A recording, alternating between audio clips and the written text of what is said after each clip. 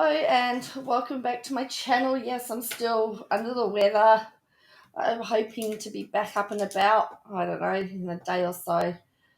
I'm hoping to be back live streaming again from next Tuesday, but in the evenings again. But for now, we're just going to do some recorded content. I just want to share with you some updates on some stuff. Now, what happens when you get the opportunity to interview Adele? How can you mess that up? Well, an Australian reporter did mess that up. He got this $1 million interview with Adele. He flew across to London, but he didn't listen to the album, believe it or not. Now, the other thing is there are two reporters that have the same name. One works for the ABC and one works for Channel 7. So the ABC reporter, Matt Duran, is mistakenly targeted over the Adele interview stuffer, as angry Adele fans slam Seven's Mike Duran on social media. The other Mike Duran found himself in the crossfire. Yes, imagine having the same name. So it's not been a great 24 hours to be an Australian TV journalist called Mike Duran. The Daily Tally reported yesterday that Seven's Weekend Sunrise host Matt Duran had blown Australia's only TV interview with Adele, travelling to London for a half-hour sit-down with the singer, only to admit he hadn't listened to her new album. Cue social media outrage, some of it directed at the other Mike Duran, who works as a political reporter on the ABC. As angry tweets started to flood in, the other Duran had a little fun with the attention, quoting Adele's latest single, Go Easy on Me. The joke flew over more than a few heads. No, you were pretty rude. Seriously disrespectful to the artist and your commitment to quality journalism. Just so, how much did your faux pas cost your bosses? And then someone says, are you the goose who flew over to the UK to interview Adele about 30 and didn't listen to it?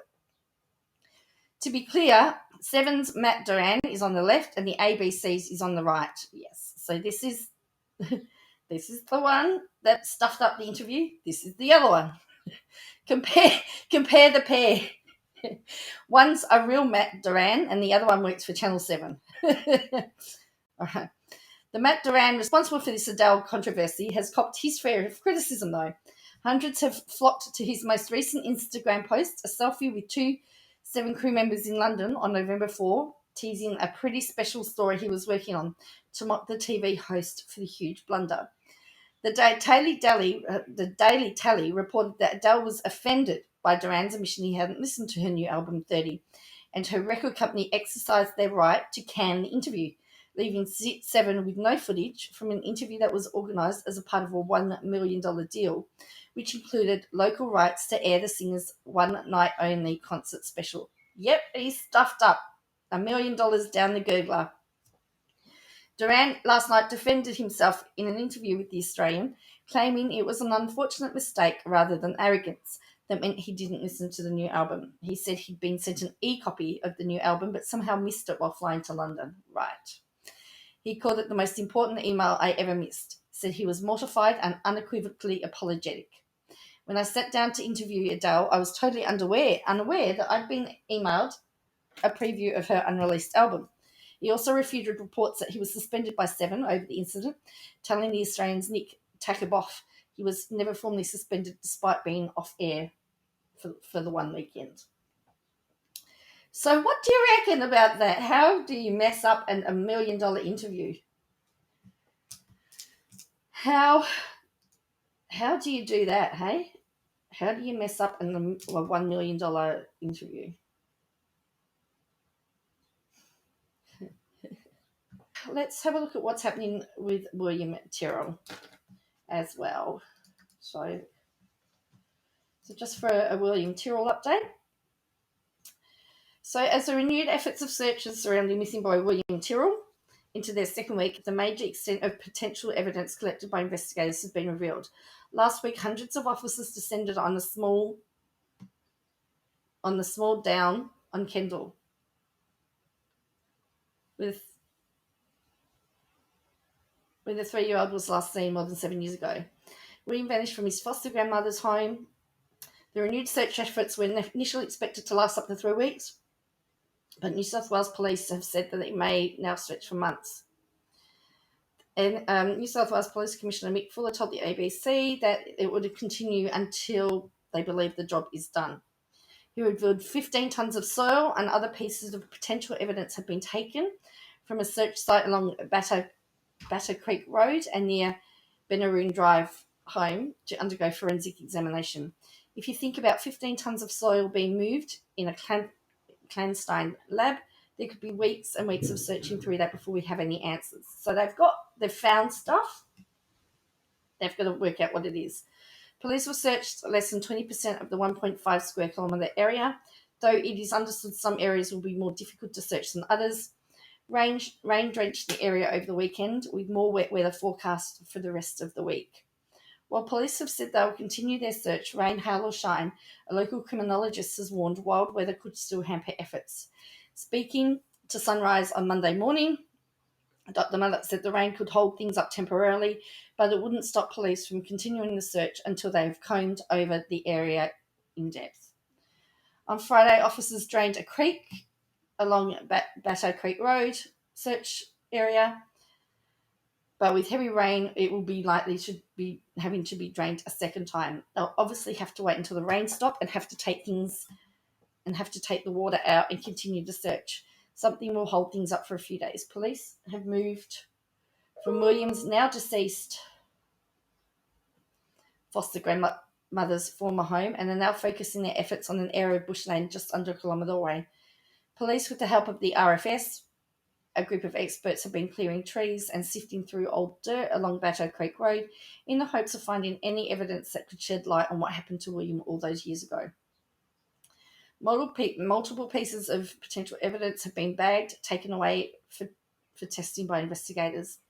The latest, a small piece of fabric of unknown colour, was found over the weekend. Other pieces of fabric have been discovered in the area, with all the samples taken to Lidcombe for testing. It could be days before the test results are returned, with a police spokesperson telling news.com.au investigators won't rule anything out until the results are received. Last week, investigators were seen comparing a piece of material to a sample of a red and blue Spider-Man suit, the same outfit William was wearing when he disappeared. Authorities have meticulously been sifting through the soil using both an electric sifter and their hands to search through the dirt for any clues. Forensic experts, archaeologists and forensic anthropologists have advised officers to dig to a depth of about 15 centimetres, with a police spokesperson saying anything beyond that is likely too old. While many have feared the heavy rain and storms could hamper search efforts, survivalist expert and bush tracker Jake Kasser said there is a chance the wet weather could prove to be helpful. The 45-year-old was part of a search for William in 2014 and was also involved in the rescue of 3-year-old Anthony A.J. Affliate in September this year. Mr. Kasser told news.com.au that while the rain can move the soils and sift things, it could help uncover potential evidence buried in the bushland where the police are searching. If it's heavy rain, it could sift the soils, which could be advantageous in the way of uncovering certain things. In a worst-case scenario, he feared it could set the search back to square one. When you've got this kind of rain coming down, it could fill in some of the areas you've been working on. It could also cover things up and put a layer of soil or mud over the areas. Despite this, he said authorities would have experience in dealing in rain during massive excavations like the one New South Wales Police currently undertaking. That wouldn't be the first time they've encountered rain when it comes to a dig. They're out and they're about doing this kind of stuff all the time. On Tuesday, officers were seen searching the area below a balcony of the Benaroon Drive home where William was last seen, with investigators removing plants and sifting through soil from the garden bed. A cadaver dog was also taken through the garden area, and officers sprayed luminol, a substance used to detect traces of blood. According to multiple reports, police are investigating the theory that William may have fallen fatally from the balcony of the home. Police confirmed last week there was no doubt officers were looking for William's remains. On Thursday, the focus was moved to the garage of the home with the AFP, officers using the high radar to scan the concrete floor. The AFP's forensics imagery and geometrics team used the ground penetrative radar to search for any disturbances or anomalies in the soil beneath the concrete slab. It was later revealed the results had returned to clean data, with a police spokesperson saying there was nothing that would indicate any abnormalities of interest to the investigation. Examinations are also underway of a car that belonged to William's now deceased foster grandmother at the time of his disappearance. Police revealed on Wednesday that a vehicle, a silver Mazda hatchback, was seized from the home in Gamia in the Sutherland Shire under a coronial order on November 9. He's been held in a secure facility where forensic examinations and analysis are underway, a process detectives say will take several weeks. News.com.au understands police are investigating whether the vehicle was used to move William's body after his death. The person who had ownership of the car at the time it was seized is not believed to be related to the disappearance of the 3-year-old in 2014. The car seizure comes as William's foster mother has emerged as a person of interest in the investigation. No charges have been laid. She strongly denied any involvement in or knowledge of William's disappearance, and there have been no evidence found to contradict those denials. So there you go. That's where we are. That's the latest on the William Tyrrell situation. So tell me what you think about the stories in the comments below, and I will catch you again later. So until next time, bye for now.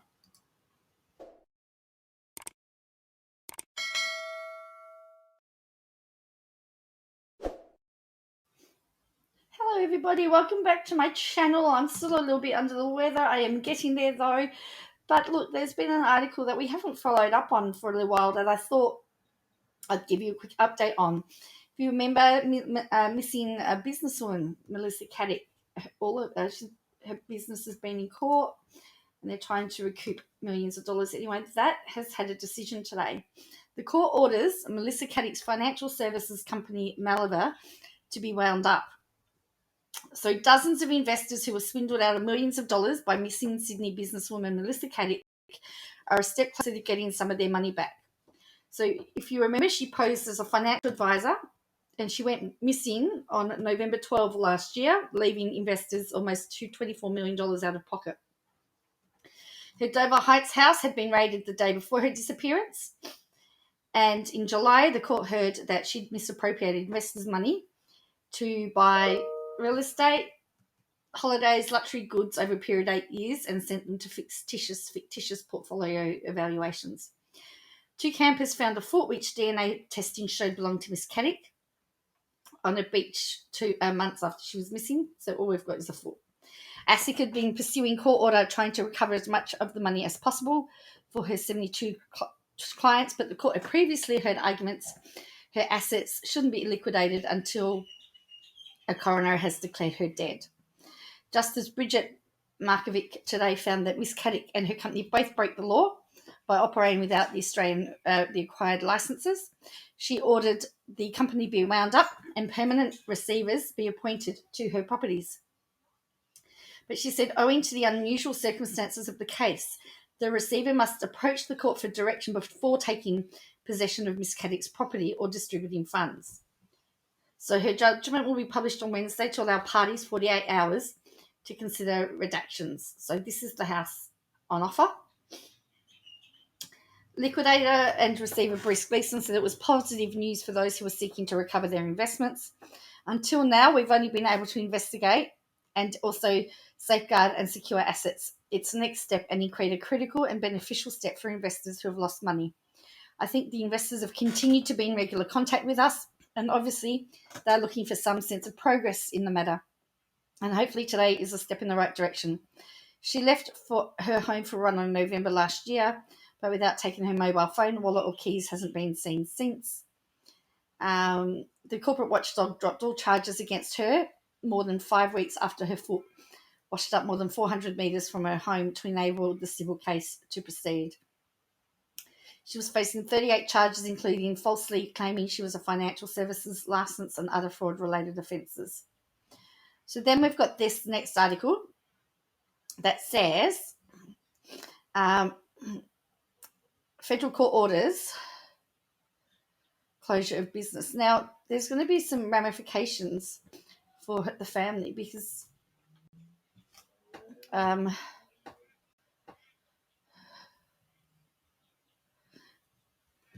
So, because they're living in property. So, Miss Caddick's business Malabar is named as the second defendant with the same allegation based on the interim receivers and provisional liquidators' investigations and subject to any potential unjust enrichment or uncommercial transaction claims regarding fictitious and possible inflated returns paid to investors, which will need to be further investigated in our liquidation. $23 million. Is that $23 million remains owing to investors, she told the court. Bruce Gleason and Daniel Roberts Soray from Jones Partners have been appointed as receivers to identify, collect, and secure the receivership property. Among their responsibilities will be to ascertain investor funds and any funds advanced by any interested party to Ms. Caddick, plus the identity of investors who ought to be included as an out-of-pocket investor, as well as any interested party who may be a creditor. They will then seek directions in relation to the distribution of funds in the receiver's trust account. Court approval will still be required for taking possession of Ms. Caddick's and Malabar's property and distributing any proceeds. The above orders do not affect the rights of any secured creditor holding a mortgage or other security interest over the receivership property, Justice Markovic said in the written orders. For the avoidance of doubt, nothing in these orders is intended to limit the right of the receiver to seek directions from the court. Malabar was also ordered to be wound up. So she's also ordered further remuneration, costs and expenses of the interim receivers to be fixed at $188,000. The judge's full reasons are expected to be released on Wednesday after the parties agree on what information should be redacted. While theories have emerged about what happened to Ms. Caddick, including that she may have chopped off her own foot and faked her disappearance, the more likely scenario is that she took her life. Ms. Caddick has left behind her husband, teenage son, and elderly parents. Her parents are among those making claims after giving their daughter $1.3 million so they could own part of their Edgecliff home. None of her family are accused of wrongdoing or involvement in her death. Isn't that interesting, though, that her parents are actually now part of the people needing to get their money back? So, what are your thoughts on this? So we're finally getting some closure. On this. But tell me what you think in the comments below. I'll be really interested to hear what you have to say, and I'll catch you again next time. Bye for now.